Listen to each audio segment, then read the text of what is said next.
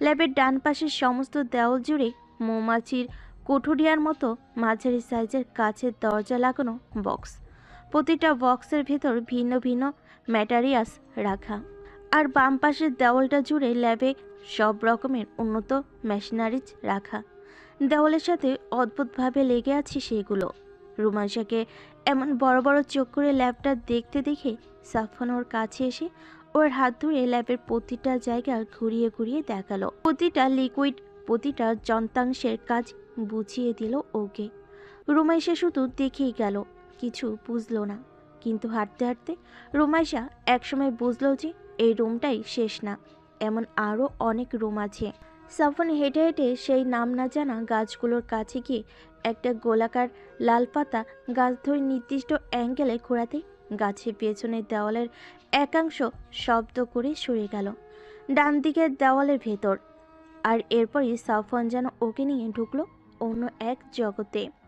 এই জায়গাটা দেখে মনে হচ্ছে না যে এটা মাটির নিচে, মনে হচ্ছে পৃথিবীর বুকেই এক টুকরো জঙ্গল, যেখানে বৈচিত্র্যময় সরীসৃপদের বসবাস। পায়ের নিচে কোনো শান বাঁধানো নেই, পুরোটাই মাটি। সে মাটির উপরে অজস্র গাছপালা, আর সেখানে ছড়িয়ে ছিটিয়ে রয়েছে অদ্ভুত দর্শন সব রেপটাইল।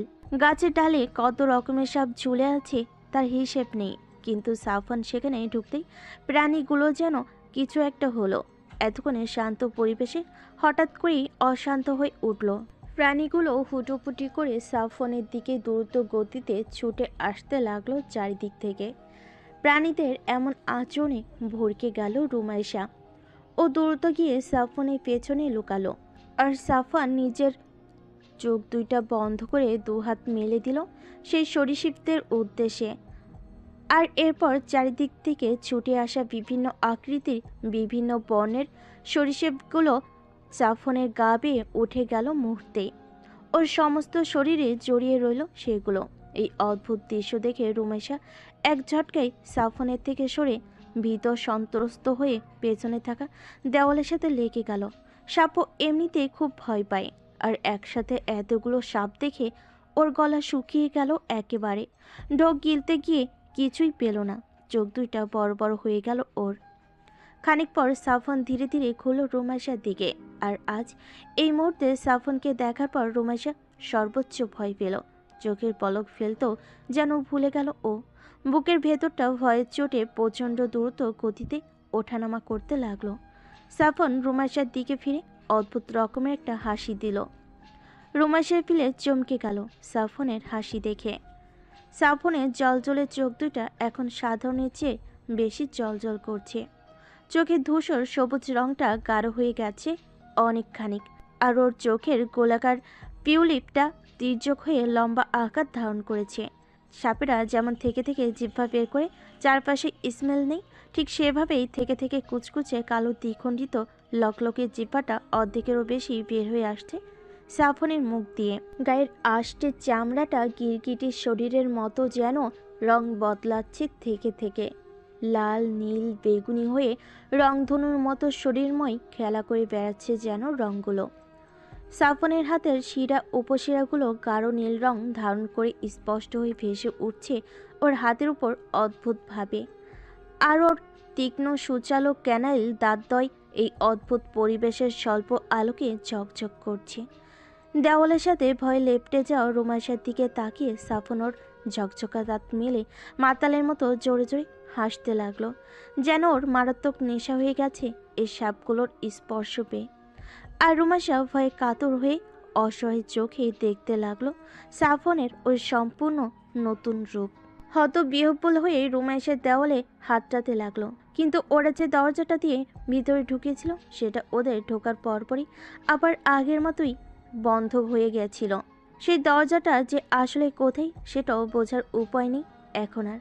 অসহায় দৃষ্টিতে সাফওয়ানের দিকে তাকিয়ে থেকে ও ভীত সন্ত্রস্ত হয়ে প্রাণপণে সেই দরজাটা খুঁজতে লাগলো সমস্ত দেওয়াল হাতে। কিন্তু তাতে কোনো লাভ হলো না। সাফওয়ান অদ্ভুত কিন্তু ভয়ঙ্কর হাসি হেসে ধীরে ধীরে এগিয়ে আসতে থাকলো রুমাইশার দিকে। ওরেই চোখ দুটোর দিকে তাকানো যাচ্ছে না, প্রচণ্ড রকম হিংস্রতায় পরিপূর্ণ হয়ে আছে সেগুলো। ভয়ঙ্কর ওই চেহারার দিকে তাকালেই রুমাইশার গলা শুকিয়ে আসছে। বের হওয়ার দরজা খুঁজে না পেয়ে অবশেষে হাল ছেড়ে দিয়ে দেওয়ালের সাথে পিঠ ঠেকিয়ে সাফওয়ানের দিকে নিষ্প্রভ দৃষ্টিতে তাকিয়ে রইল রুমাইশা। ওর আর কিছুই করার নেই। সাফওয়ান যদি এখন ওকে মেরেও ফেলে তবুও কিচ্ছু করার নেই। মনে মনে কালিমা শাহাদাত পড়তে লাগলো ও, আর সৃষ্টিকর্তার কাছে মনে প্রাণে ক্ষমা প্রার্থনা করতে থাকলো। সাফওয়ান ওর দিকে প্রতিটা কদম এগিয়ে আসার সাথে সাথেই ওর হৃদস্পন্দন বেড়ে চলল। চোখ বুজে নিল ও, প্রাণপ্রিয় স্বামীর হাতে এই মুহূর্তে মৃত্যুবরণ করার জন্য, মৃত্যুকে গ্রহণ করার জন্য নিজেকে প্রস্তুত করে নিল ও। আর তার কিছুক্ষণ পরই নিজের খুব কাছে সাফওয়ানের উপস্থিতি অনুভব করলো রুমাইশা। সাফওয়ানের ভারী নিঃশ্বাস পড়ছে ওর মুখের উপর, আর সেই সাথে ও অনুভব করলো সাফওয়ানের শরীরে কিলবিল করতে থাকা অজস্র সাপ। সাফওয়ান ওইভাবেই দাঁড়িয়ে রইল রুমাইশার সামনে, ওই তীর্যক চোখে রুমাইশাকে দেখতে থাকলো ও। হঠাৎ করেই রুমাইশার চোখ শক্ত হয়ে এলো, হারিয়ে যাওয়া সাহস ফিরে পেল ও হঠাৎ করে। ওর মনে মনে দৃঢ় বিশ্বাস নিয়ে শক্ত হয়ে দাঁড়িয়ে রইল, এটা জেনে যে সাফওয়ান ওর কোনো ক্ষতি করবে না। সাফওয়ান তো ওকে ভালোবাসে, ও তো সাফওয়ানের স্ত্রী। সাফওয়ান ওকে কেন আঘাত করবে? মোটেই সাফওয়ান আঘাত করবে না ওকে। এতক্ষণ ওর সাফওয়ান স্বাভাবিক ছিল, এই সরীসৃপগুলোর ছোঁয়াপেই সাফওয়ান এমন অস্বাভাবিক হয়ে গেছে। এদের মাঝে কোনো ঝামেলা লুকিয়ে আছে, যাও বুঝতে পারছে না। ওর চোখ মেলা প্রয়োজন এক্ষুনি। এভাবে ভয় পেয়ে চোখ বন্ধ রেখে কিছুই হবে না। কিছুক্ষণ ভেবেচিন্তে নিজের মনের সাথে যুদ্ধ করে অকমর্ষাদ চোখ মেলল রুমাইশা। আর চোখ মেলেই সাফওয়ানের শরীরে জড়ানো একটা কুচকুচে কালো সাপকে মুখ তুলে একেবারে ওর ঠোঁটের কাছে এগিয়ে থাকতে দেখলো। সেটার লকলকে কালো জিহ্বা থেকে থেকে বের হচ্ছে। চোখে তার অদ্ভুত দৃষ্টি রুমাইশার দিকে নিবদ্ধিত, যেন জিহ্বা দ্বারা এখনই রুমাইশার ঠোঁট ছুঁয়ে দিবে সাপটা। হঠাৎ করে সামনের পরে সাপের চেহারা পেয়ে রুমাইশা নিজের অজান্তেই চমকে ওঠে। আশঙ্কিকভাবে ক্ষিপ্ত গতিতে সাপটার গলা টেনে ছুঁড়ে ফেলে দিল এক পাশে, কিন্তু সাপটাকে ছোঁয়ার সাথে সাথেই সাপটার গলা যেন পুড়ে গেল। সাপটার গলা থেকে ধোঁয়া উঠতে লাগলো, পোড়া মাংসের গন্ধে বাগানটা ভরে উঠল যেন। সাপটা মাটিতে পড়ার সাথে সাথেই কিছুক্ষণ ছটফট করে ছুটে পালালো ঝাপের আড়ালে। রমেশা অবাক দৃষ্টিতে একবার সে সাপটার দিকে দেখল, তারপর দেখল নিজের হাতখানা। এদিকে সাপটা সাফনের দেহ থেকে হঠাৎ করে ছুটে যাওয়ায় সাফন যেন টালমাটাল হয়ে গেল, ঘুরে পড়ে যাওয়ার উপক্রম হলো ওর। রুমাশা তখনই বুঝে গেল ওর কি করতে হবে। সাথে সাথে সাফনের একেবারে কাছে এসে সাফনকে নিজের সমস্ত শক্তি দিয়ে প্রাণপণে জড়িয়ে ধরল। সমস্ত কিলবিল করা সাপ শুদ্ধ, আর সাথে সাথেই ওর স্পর্শ পাওয়া সমস্ত সাপ যেন নিজেদের শরীরে অদ্ভুত ধরনের যন্ত্রণা অনুভব করলো। একে বেঁকে ছটফট করতে করতে যেরকমভাবে ছুটে ওরা এসেছিল ঠিক সেভাবে পড়ে যাওয়া প্রায় অর্ধগলিত শরীর নিয়ে যে যেদিকে পালো ছুটে পালালো। যে সাপগুলো শরীরে রুমাইশার স্পর্শ লাগলো না সেগুলো অন্যগুলোর তাপে আর চাপে সাফনের শরীরটা ছেড়ে দিয়ে পালিয়ে গেল। রুমাইশা খেয়াল করলো সাপগুলো এতক্ষণ সাফনকে কামড়ে ধরেছিল। যেখানে যেখানে ওরা কামড়েছে সবখানে দুইটা দাঁতের দাগ বসে গিয়ে নীল হয়ে আছে। কিন্তু আশ্চর্যের বিষয় হচ্ছে সেই দাগগুলো মুহূর্তে আবার মিলিয়ে যাচ্ছে। রুমাইশা বুঝল সাফনের এত ভয়ঙ্কর রূপের কারণ। কয়েকদিন পরপর সাফন ছাদ থেকে লাফ দিয়ে আসলেই এইদিকে কেন আসতো এতদিনে বুঝে গেল ও। কিন্তু কেন আসবে? ও নিজের ক্ষতি করার জন্য। সাপগুলো তো ওর শরীরে বিষের পরিমাণ আরও বাড়িয়ে দিচ্ছে, তারপর ও কেন আসে এখানে? নাকি ওর অভ্যাস হয়ে গেছে সাপেদের বিষটা? ওর এই হঠাৎ অসুস্থতা কি এই বিষের অভাবের কারণেই? কিন্তু এদিকে সাফনের শরীর থেকে সবগুলো সাপ এক ঝটকায় ছুটে যাওয়ায় সাফন নিয়ন্ত্রণ হারালো নিজের উপর থেকে। টালমাটাল হয়ে পড়ে যেতে নিল ও। আর তারপরই নিজেকে সামলে নিয়ে প্রচণ্ড ক্রোধে হিতাহিত জ্ঞানশূন্য হয়ে গেল ও। দাঁতে দাঁত চেপে মুখ দিয়ে অদ্ভুত চাপা গড়গড় শব্দ করতে করতে ও এগিয়ে এলো রুমাইশার দিকে। রুমাইশা ভয় পেল না, সেখানেই দাঁড়িয়ে রইল। সাফন ওর কোনো ক্ষতি করবে না সেই বিশ্বাসে জীবনের ঝুঁকি নিয়ে ঠায় দাঁড়িয়ে রইল ও। এক পাও নড়ল না। সাফন ক্ষিপ্ত হয়ে এগিয়ে এলো রুমাইশার দিকে। এই মুহূর্তে ওর প্রাণপ্রিয় স্ত্রী ও রিমুকে ও চিনতে পারল না। ক্ষিপ্ত গতিতে রুমাইশাকে ধাক্কা দিয়ে সরিয়ে দিল নিজের সামনে থেকে। ধাক্কা খেয়ে রুমাইশা ছিটকে গিয়ে বাড়ি খেলো পেছনের দেওয়ালে। আর তারপরই সাফন বিদ্যুৎ গতিতে রুমাইশার কাছে এসে রুমাইশার গলা ধরে উঁচু করে এক ঝটকায় উপরে উঠি নিজের উচ্চতার সোজাসুজি করে নিল। রুমাইশার পা শূন্য থেকে উপরে উঠে গেল প্রায় 1 ফুট। সাফনের ইস্পাত কঠিন হাতের চাপে দম বন্ধ হয়ে আসলো ওর। আর তারপরই সাফনের গলা চেপে ধরেই ক্ষিপ্ত গতিতে ওকে টেনে নিজের মুখের কাছে নিয়ে এসে ওর গলা আর বিউটি বোনের মাঝখানে বসিয়ে দিল বিষদাঁত আর ছুঁড়ে দিল ওর মারাত্মক বিষাক্ত ভেনমের খানিকটা রুমাইশার গলাতে। আর সেই ভয়ঙ্কর কামড়টা দিয়েই আবার রুমাইশাকে ছুঁড়ে দিল পেছনে থাকা দেওয়ালের দিকে। ছিটকে পড়ে দেওয়ালে বাড়ি খেয়ে মাটিতে আশ্রে পড়ল রুমাইশা। অসহ্য যন্ত্রণা দিয়ে ভেনমটা সারা শরীরে ছড়িয়ে পড়তে লাগলো ওর। মুখটা ওর এখনও সাফনের দিকে ফেরানো। সাফন নিজের হুঁশে নেই। উন্মাদের মতো মাটিতে হাঁটুকে বসে অর্থহীন আর্তনাদ করতে থাকলো ও। মাটিতে আসে পড়া রুমাইশার চোখ দুটা বিষের প্রকোপে ধীরে ধীরে বন্ধ হয়ে আসতে লাগলো।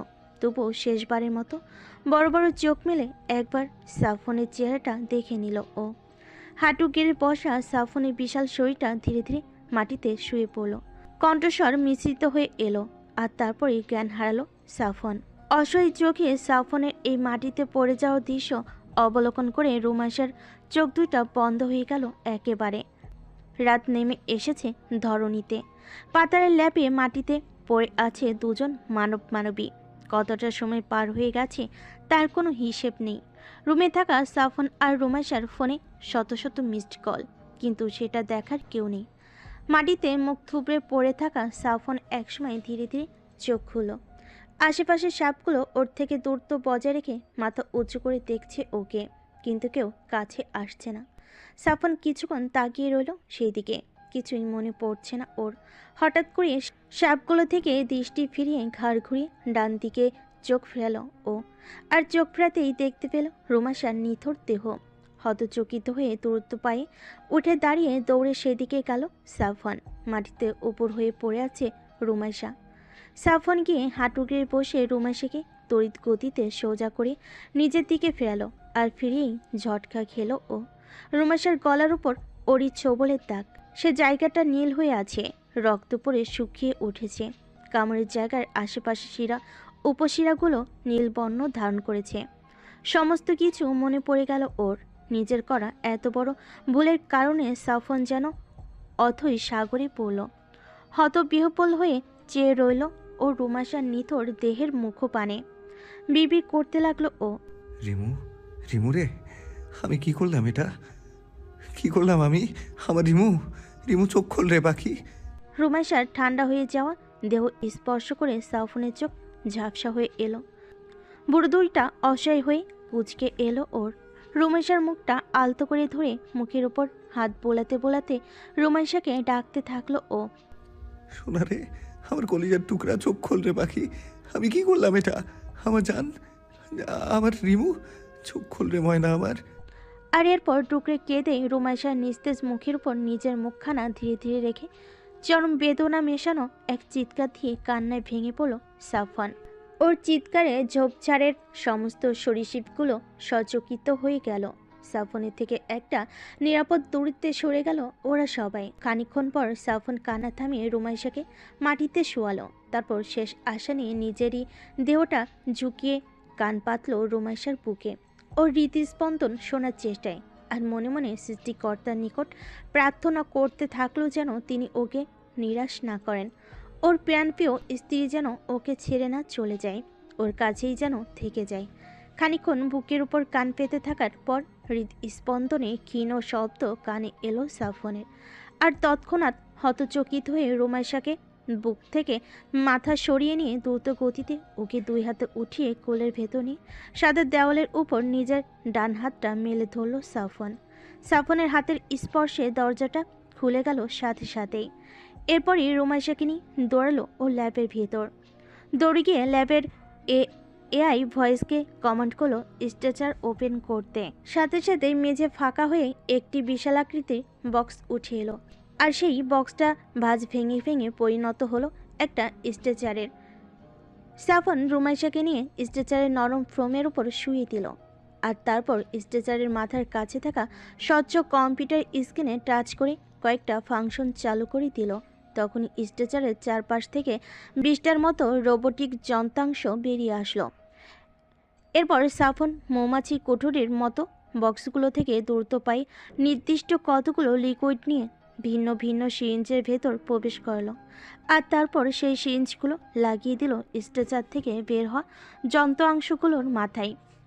এরপর স্ট্রেচারের মাথার কাছে থাকা কম্পিউটার স্ক্রিনে স্পর্শ করে কমান্ড দিতেই সমস্ত সিরিঞ্জের সুচগুলো একসাথে রুমাইশার শরীর ভেদ করে মাংস শিরা উপশিরার ভেতর ঢুকে গেল, আর সাথে সাথে স্ট্রেচারের উপরেই ভয়ানকভাবে লাফালাফি করে ছটফট করতে থাকলো রুমাইশা।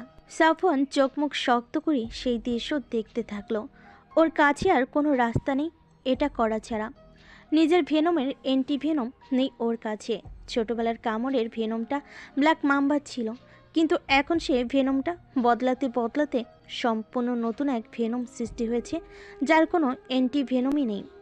আরও নিজের অ্যান্টিভেনম তৈরি করে উঠতে পারেনি, কিন্তু রুমাইশাকে বাঁচাতে একটা শেষ চেষ্টা করল ও। রুমির শরীরে দেওয়া ফ্লুইডগুলো সাফনের শরীরের বিভিন্ন রকম ফ্লুইডের সংরক্ষণ, এত যাবৎকাল নিজেকে সুস্থ করতে আর নিজের ভেনমের অ্যান্টিভেনম তৈরি করতে যতবার পদক্ষেপে নিয়েছিল ও ততবারই কিছু ফ্লুইড ক্রিয়েট করে ফেলেছিল, যার একটাও ওর উদ্দেশ্য সফল করতে পারেনি। কিন্তু সেগুলো সযত্নে রেখে দিয়েছিল সাফন এতদিন, আর আজ সেগুলোই ব্যবহার করেছে। ও জানে না এতে রুমাইশা বাঁচবে কিনা, ওর কোনো ধারণা নেই এই বিষয়ে। এটাই রুমাইশাকে বাঁচানো প্রথম আর শেষ উপায়। যে পরিমাণ ভেনমের উপস্থিতি রুমাইশার শরীরে ও দেখেছে, তাতে রুমাইশা যে এখনও বেঁচে আছে সেটাই আশ্চর্য একটি ব্যাপার। সাফন স্ট্রেচার থেকে কিছুটা দূরে দাঁড়িয়ে রুমাইশার এই ছটফটানি দেখতে থাকলো। চোয়াল দেয় শক্ত ওর, হাত দুইটা মুষ্টিবদ্ধ, চোখের কোণে বাষ্প। কিছুক্ষণ পর সাফন রুমাইশাকে ওইভাবে রেখেই চলে আসলো বেডরুমে। কাবার্ড থেকে একটা ট্রাউজার বের করে পড়লো, তারপর আবার ল্যাবে এসে একটা কম্পার্টমেন্ট থেকে কয়েকটা বিশালাকার সাদা রঙা তরল ভর্তি চারকোনা ব্যারেল বের করলো, আর তারপর স্ট্রেচারে ছটফটরত রুমাইশার দিকে একবার তাকিয়ে ব্যারেলগুলো দুই হাতে উঁচু করে নিয়ে চলল রেপটাইলদের আবাস স্থলের দিকে। চোখ মুখ ভয়ানক রকমের শক্ত হয়ে আছে সাফনের। নিজেকে ওর এই মুহূর্তে শেষ করে দিতে ইচ্ছে করছে, কিন্তু সেটা সম্ভব না।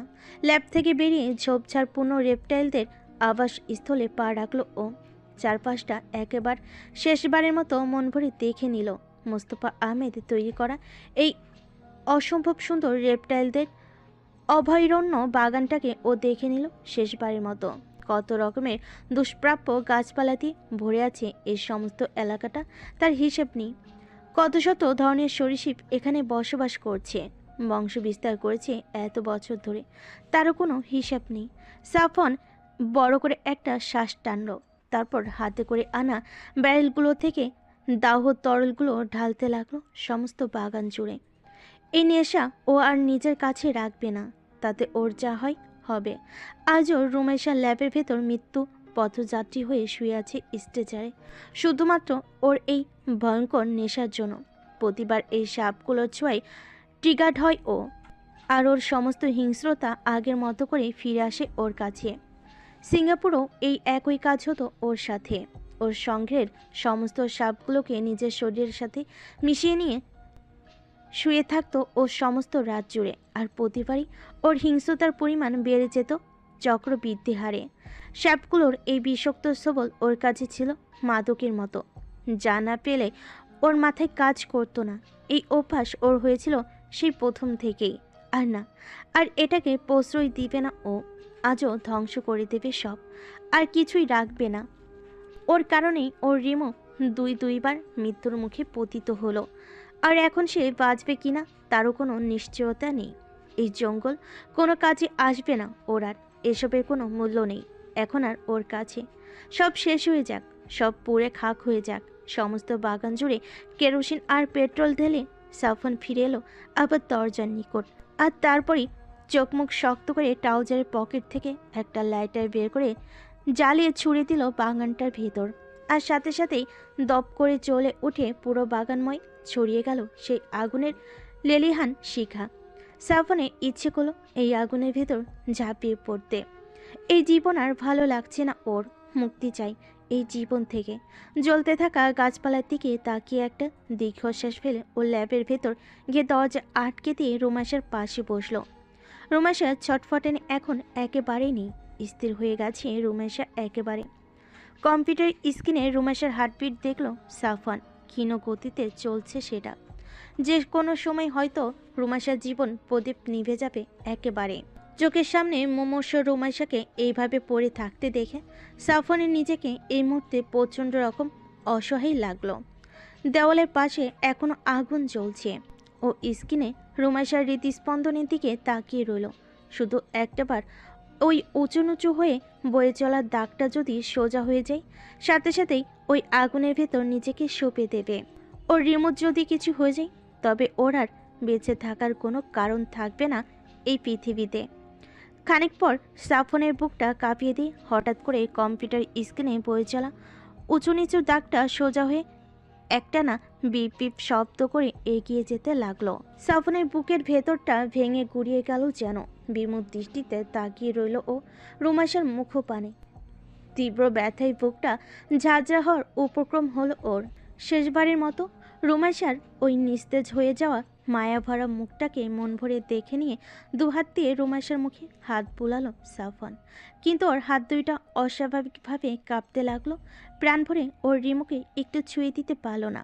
হাত দুটো যেন কোনোভাবেই রিমুকে স্পর্শ করার সমাপ্তি টানতে চাইছে না, কোনোভাবেই তারা তৃপ্ত হতে চাইছে না। চোখ ফেটে পানি আসতে চাইল সাফনের। কাপা হাতটা রুমাশের সারামুখী বুলিয়ে দিয়ে শরীরটা ঝুঁকিয়ে রুমাশের কপালে চুমু খেল ও। আর তখনই রুমাশার মুখের ওপর টুপ করে এক ফোঁটা পানি গড়িয়ে পড়ল সাফনের চোখ থেকে। রুমাশার জল পেয়ে সেটা গড়িয়ে পড়ল বিছানার উপর। তারপর আবার সোজা হয়ে বসল সাফন। রুমাশার নির্লিপ্ত মুখখানায় আবারও একবার কাপা হাতটা বুলিয়ে দিয়ে স্ট্রেচার থেকে উঠে দাঁড়ালো ও। আর এরপর ধীর পায়ে ল্যাবের পাশেই দাও দাও করে জ্বলা আগুনের উদ্দেশ্যে পা বাড়ালো ও। কয়েক পা যাওয়ার পরই সাফনের চোখের পানি আর বাধা মানল না। অযোধ্যারায় সেগুলো সাফনের রুক্ষ চোয়াল পেয়ে গড়িয়ে পড়তে থাকলো নিচে। মুখে ফুটে উঠল ওর বেদনার নিদারুণ সাপ।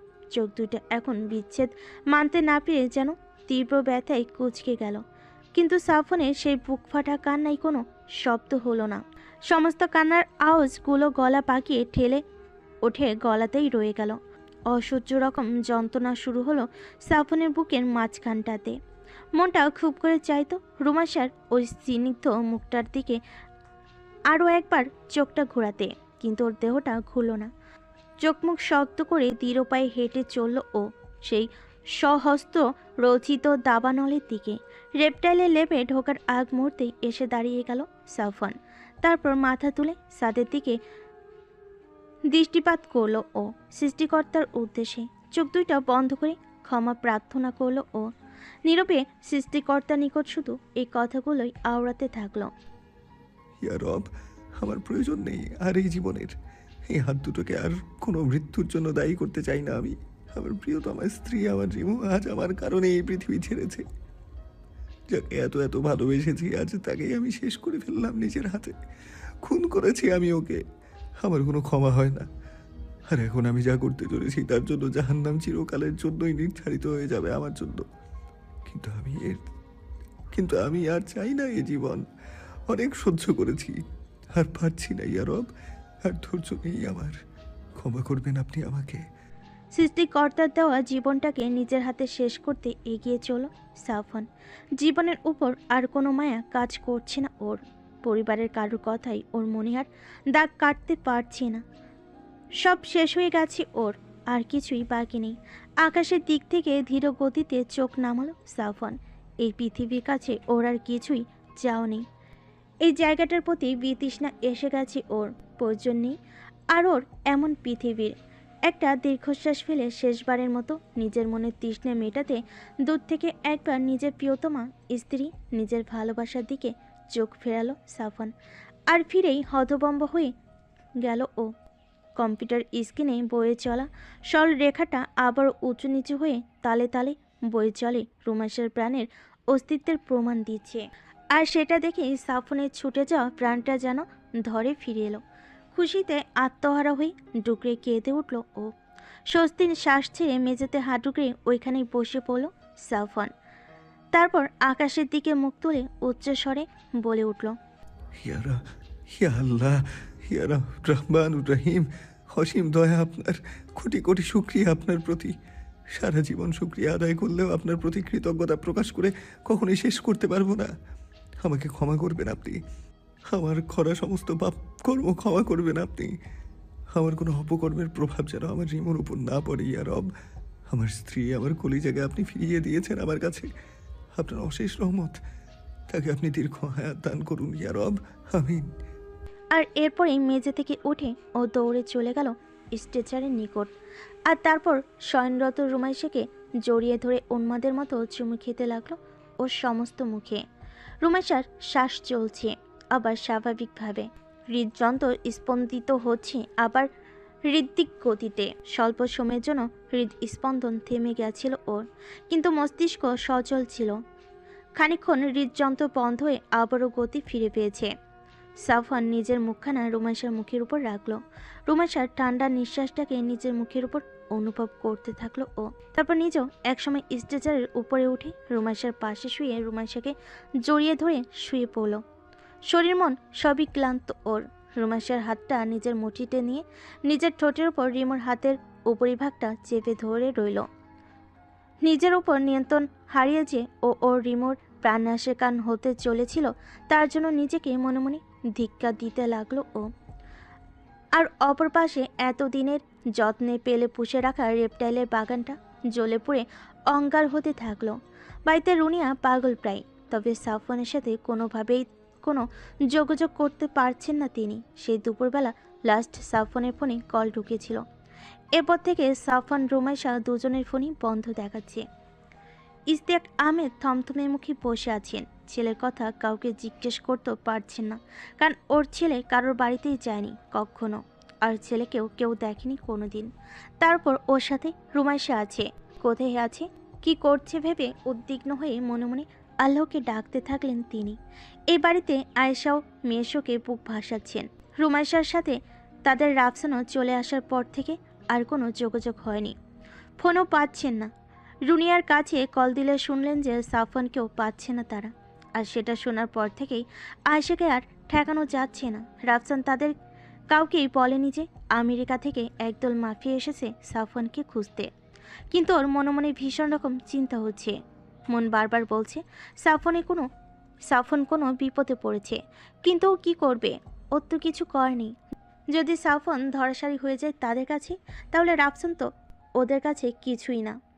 এত সন্দেহ হওয়ার পরও রাফসান কাউকে কিচ্ছু জানালো না, নিজের মনে রাখলো সব কথা। ও বাড়িতে শাফিন মন খারাপ করে বসে আছে। ভাইয়ের ওই অবস্থার কথা চিন্তা করে ভয় লাগছে ওর। ভাইয়ের ঠিক হয়েছে তো?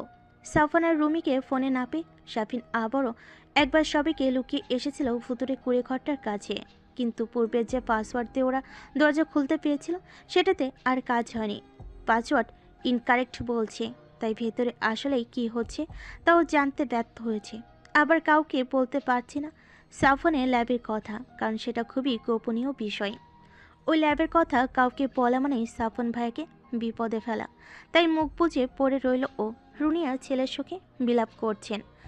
এখনও পর্যন্ত এমন কোনো দিন যায়নি যেদিন সাফওয়ান তার সাথে কোনো কথা বলেনি, কিন্তু কাল সকাল থেকে সাফওয়ানের সাথে তার কোনো রকমের কোনো যোগাযোগ হয়নি। 24টা ঘন্টা পার হয়ে গেছে এর মাঝে, কিন্তু তার ছেলের বউয়ের কোনো খোঁজ পাচ্ছেন না তিনি। থেকে থেকে ডুকরে কেঁদে উঠছেন রুনিয়া। ইশতিয়াক পাশে বসে সান্ত্বনা দিচ্ছেন, কিন্তু ওনার নিজেরও গলা ভারী হয়ে আসছে। শাফিন বসে আছে মুখে হাত দিয়ে মায়ের পাশে। সকালবেলা সাফওয়ানের ঘুম ভাঙল। সারা রাত রুমাইশাকে জড়িয়েই কেটে গেছে ওর। শরীরটা দুর্বল লাগছে ওর অনেক। গত 24 ঘন্টায় কিছুই খাওয়া হয়নি ওদের দুজনের, খিদেতে পেটের ভেতরটা গড়গড় করছে। রুমেশার এখনো জ্ঞান ফেরেনি একবারও। সাফন শোয়া থেকে উঠে বসলো। ফ্লুইডগুলোর প্রভাব রুমেশার শরীরে কেমন পড়বে সেটা নিয়ে এখনো সন্ধিহান সাফন। ও এখন শুধু রুমেশার জ্ঞান ফেরার অপেক্ষায়। সাফন স্ট্রেচার থেকে নেমে বেডরুমে গেল। বেডরুমে সবসময় কিছু শুকনা খাবার রাখেও। কাজ করতে করতে খিদে পেলে সেগুলোই খায়। সাফন এসে খাবারের উপরে থরে থরে সাজিয়ে রাখা শুকনো খাবারের কৌটাগুলো নামালো। তারপর সেগুলো নিয়ে বিছানার উপর রাখলো। বন্ধ হয়ে যাওয়া ফোনটা বিছানার উপরই ছিল। সেটা হাতে নিয়ে সুইচ টিপল সাফন। ফোনটা অনেক আগেই বন্ধ হয়ে গেছে। চার্জারটাও তো এখানে নেই।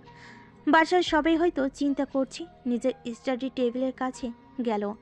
একটা বাটন ফোন ও সবসময় এখানে রেখে দেয় ইমার্জেন্সি হিসেবে। যদি এখনও পর্যন্ত কাউকেই এই ফোনটা দিয়ে কল করা হয়নি।